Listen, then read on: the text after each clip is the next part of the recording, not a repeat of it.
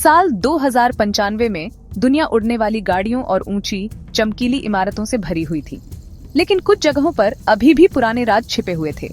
ऐसी ही एक जगह बर्फीले हिमालयी पहाड़ों में ऊंचाई पर थी। यहाँ एक जमे हुए झरने के पीछे एक पुराना मंदिर था। किसी को नहीं पता था कि इसे किसने बनवाया था। इसके पत्थर मोटी हरी काई से ढके हुए थे और इसके चारों ओर की हवा हमेशा शांत और ठंडी रहती थी। लोग कहते थे कि यह मंदिर जादू की जगह है, एक ऐसा राज जिसे पहाड़ों ने हजारों सालों से सुरक्षित रखा था। यह एक ऐसी दुनिया में भूला हुआ कोना था जो अतीत के बारे में सोचना भूल चुकी थी। आरुषि एक युवा वैज्ञानिक थी, लेकिन उसे नई मशीनों से ज्यादा पुरानी कहानियां पसंद थीं। वह अपने समय के दूसरे बच्चों जैसी नहीं थी जो होलोग्राफिक पालतू जानवरों के साथ खेलते थे। उसका सबसे अच्छा दोस्त एक असली रोएदार टेडी बियर था जिसका नाम केवो था। लेकिन केवो खास था। उसमें एक छोटी कंप्यूटर चिप थी जिसे आरुषि ने बनाया था, जिससे वह बात कर सकता था। आरुषि, क्या तुम इस बारे में पक्का हो? केवो अक्सर अपनी पतली आवाज में पूछता। उसकी बटन वाली आंखें चिंतित दिखती थीं। दोनों ने मिलकर छिपे हुए मंदिर तक यात्रा की, एक नक्शे का पीछा करते हुए जिसे आरुषि ने एक बहुत पुरानी किताब में पाया था। यात्रा लंबी और कठिन थी, लेकिन आरुषि का दिल उत्साह से भरा हुआ था। जब वे आखिरकार मंदिर पहुंचे तो उन्हें कुछ अद्भुत मिला। मुख्य हॉल के ठीक पीछे एक बहुत बड़ा गोलाकार दरवाजा था। यह लकड़ी या पत्थर का नहीं बना था। यह एक गहरे घूमते हुए कोहरे से बना हुआ लगता था जो हल्की नीली रोशनी से चमक रहा था।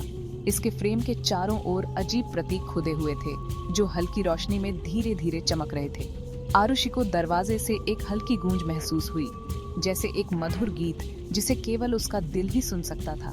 यह एक निमंत्रण की आवाज थी, भूली हुई दुनियाओं और अनकही रोमांच की एक फुसफुसाहट जो रहस्यमयी द्वार के ठीक परे थी। केवो, इसे देखो, आरुषि ने फुसफुसाते हुए कहा। उसकी आंखें आश्चर्य से चौड़ी थीं। उसने धीरे से चमकते हुए प्रतीकों में से एक को छुआ। यह गर्म महसूस हुआ, जैसे एक दोस्ताना हाथ। केवो उसके बैकपैक में सुरक्षित रूप से छिपा हुआ बाहर झांका। यह अजीब लग रहा है आरुषि। मेरे सेंसर बताते हैं कि यहाँ की ऊर्जा हमारी दुनिया से नहीं है। ये बहुत बहुत पुरानी है।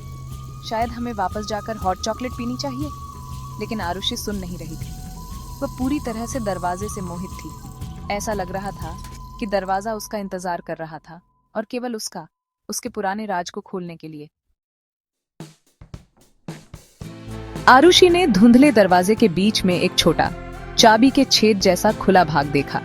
यह दरवाजे का एकमात्र हिस्सा था जो ठोस लग रहा था। उसे अपने बैग से कुछ याद आया। यह एक छोटा तारे के आकार का पेंडेंट था जो उसकी दादी ने उसे दिया था। उसकी दादी ने कहा था कि यह एक चाबी है, लेकिन कभी नहीं बताया कि यह क्या खोलती है। एक अंदाज से आरुषि ने पेंडेंट निकाला। यह दरवाजे पर बने प्रतीकों जैसी ही हल्की नीली रोशनी से चमक रहा था। उसका दिल तेजी से धड़कने लगा। क्या यह हो सकता है? क्या उसकी दादी का यह साधारण उपहार इस प्राचीन रहस्य की चाबी हो सकता है? यह अच्छा विचार नहीं है, आरुषि। केवो ने उसके कंधे से घबराते हुए बुदबुदाया। कहानियां कहती हैं कि कुछ दरवाजे नहीं खोले जाएं तो बेहतर है। क्या होगा अगर दूसरी तरफ कोई बड़ा चिड़चिड़ा राक्षस हो? आरुषि अपने छोटे दोस्त पर मुस्कुराई। और अगर वहां आश्चर्य से भरी दुनिया हो केवो, अगर यह ऐसी जगह हो जिसका हमने केवल सपना देखा है, हमें बहादुर बनना होगा। उसने गहरी सांस ली। उसका हाथ थोड़ा कांप रहा था, लेकिन उसका मन साफ था। यह नियति का पल था, एक मौका जो उसे लेना था। उसे लगा कि उसका पूरा जीवन इसी पल तक पहुंचने के लिए था। नई हिम्मत के साथ उसने तारे के आकार का पेंडेंट चाबी के छेद में धकेला। यह पूरी तरह से फिट हो गया। एक पल के लिए कुछ नहीं हुआ। फिर दरवाजे से एक तेज नीली रोशनी निकली जिसने पूरे मंदिर के हॉल को अपनी चमक से भर दिया। गूंजने की आवाज तेज हो गई, एक सुंदर धुन बन गई। दरवाजे में घूमता हुआ कोहरा तेजी से घूमने लगा, जैसे तारों का एक भंवर।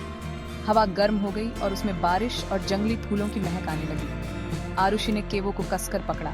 उसकी आंखें अपने सामने के नजारे पर टिकी हुई थी, देखते हुए कि एक अनजान दुनिया का प्रवेश द्वार खुल रहा था। घूमता हुआ कोहरा साफ हो गया।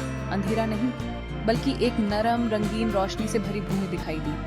आरुषि अजीब पेड़ देख सकती थी और खुलने से आती हुई हल्की हंसी की आवाज सुन सकती थी।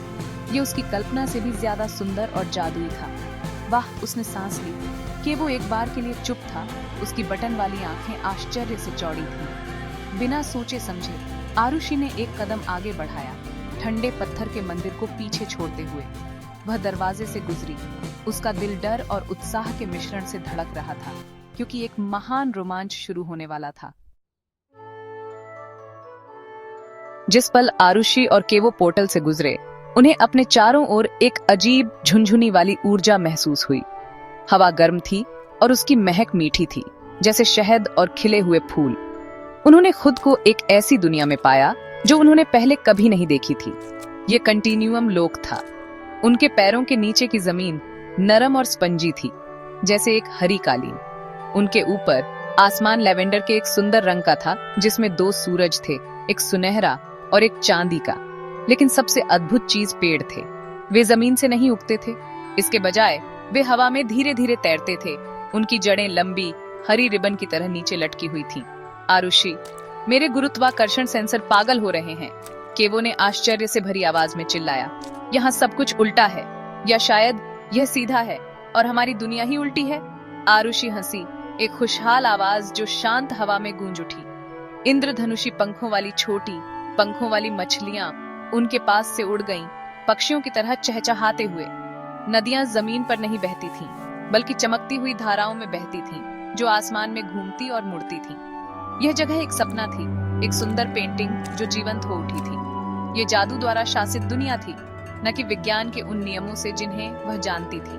वे तैरते हुए जंगल में गहरे चले गए। उनकी आंखें जिज्ञासा से चौड़ी थीं। अचानक सोने जैसे मुलायम फर और पन्ना जैसी चमकती आंखों वाला एक प्राणी एक तैरते हुए पेड़ के पीछे से निकला। यह एक लोमड़ी थी, लेकिन वह एक हल्की अंदरूनी रोशनी से चमक रही थी। स्वागत है दूसरी तरफ से आए यात्रियों, लोमड़ी ने कहा। उसकी आवाज छोटी घंटियों की खनक जैसी थी। आरुषि और केवो आश्चर्य से घूरते रहे। उन्होंने केवो के अलावा कभी बात करने वाले जानवर से मुलाकात नहीं की थी।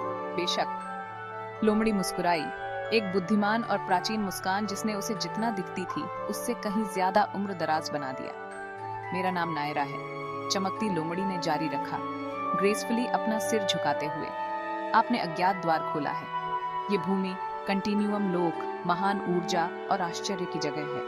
यहाँ सब कुछ जीवित और जुड़ा हुआ है। पेड़ गाते हैं, नदियां हंसती हैं और जानवर अपने विचार साझा करते हैं। उसने अपनी तेज बुद्धिमान आंखों से उन्हें देखा।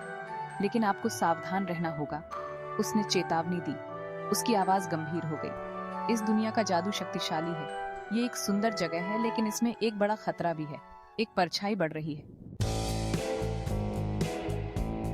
नायरा के शब्दों से आरुषि की रीढ़ में एक हल्की सी सिहरन दौड़ गई। एक खतरा? किस तरह का खतरा? उसने पूछा। उसकी आवाज मुश्किल से सुनाई दे रही थी। नायरा का चमकता हुआ फर थोड़ा मंद पड़ गया जब वह बोली, यहाँ एक ऊर्जा है जिसे हम वॉइड फोर्स कहते हैं। ये शून्यता की शक्ति है, एक परछाई जो प्रकाश और याददाश्त को खा जाती है। ये पछतावे और अतीत से जुड़े लगाव पर पनपती है। ये उन लोगों की ओर आकर्षित होती है जो अपने खोए हुए को नहीं छोड़ सकते। उसके शब्द रहस्यमयी थे, एक चेतावनी में लिपटा हुआ एक पहेली। कि वो आरुषि के और करीब आ गया। गर्म हवा के बावजूद उसे अचानक ठंड महसूस हुई। जैसे ही नायरा ने अपनी बात खत्म की, उनके पीछे से एक गहरी गड़गड़ाहट की आवाज गूंजी। वे सब तेजी से मुड़े। आरुषि के डर के मारे वह सुंदर चमकता हुआ नीला दरवाजा जिससे वे अंदर आए थे झिलमिलाने लगा था। घूमती हुई धुंध धीमी हो रही थी और तेज रोशनी अंधेरे में बदल रही थी। गेटवे! आरुषि चिल्लाई। उसका दिल डूब रहा था। ये बंद हो रहा है। वह वापस भागने लगी, अपनी दुनिया, अपने घर, अपनी दादी के बारे में सोचते हुए। उसे वापस जाना था, लेकिन बहुत देर हो चुकी थी। पोर्टल हर सेकंड सिकुड़ रहा था। गेटवे के पूरी तरह गायब होने से ठीक पहले उससे ऊर्जा की एक अंतिम लहर निकली। यह एक हिंसक विस्फोट नहीं था, बल्कि एक नरम, हल्की लहर थी। यह आरुषि के ऊपर से गुजरी और एक पल के लिए उसे गहरी शांति महसूस हुई। ऐसा लगा जैसे गेटवे उसे बता रहा था कि अतीत जा चुका है और आगे बढ़ने का एकमात्र तरीका आगे बढ़ना है। एक अंतिम शांत चमक के साथ पोर्टल गायब हो गया। वह प्राचीन पत्थर का मेहराब जिसमें वह था, अब बस एक खाली जगह थी। घर लौटने का उनका एकमात्र रास्ता चला गया था। वे इस सुंदर अजीब दुनिया में फंस गए थे। आरुषि वहीं खड़ी रही, उस जगह को घूर रही थी जहां दरवाजा था। उसे एक आंसू अपने गाल पर लुढ़कता हुआ महसूस हुआ, लेकिन फिर उसने केवो को देखा। और बुद्धिमान चमकती लोमड़ी नायरा को देखा। उसने तैरते हुए पेड़ों और लैवेंडर आसमान में 2 सूर्यों को देखा। यह सिर्फ एक अंत नहीं था, यह एक नई शुरुआत थी। उसने घर लौटने का रास्ता खो दिया था, लेकिन उसे अनंत संभावनाओं की दुनिया मिल गई थी। अब हम क्या करें? उसने नायरा से पूछा। उसकी आवाज फिर से स्थिर थी। नायरा मुस्कुराई। अब, उसने कहा, तुम्हारी असली यात्रा शुरू होती है। वॉइड फोर्स का रहस्य और कंटिन्यूअम लोक के राज उनका इंतजार कर रहे थे।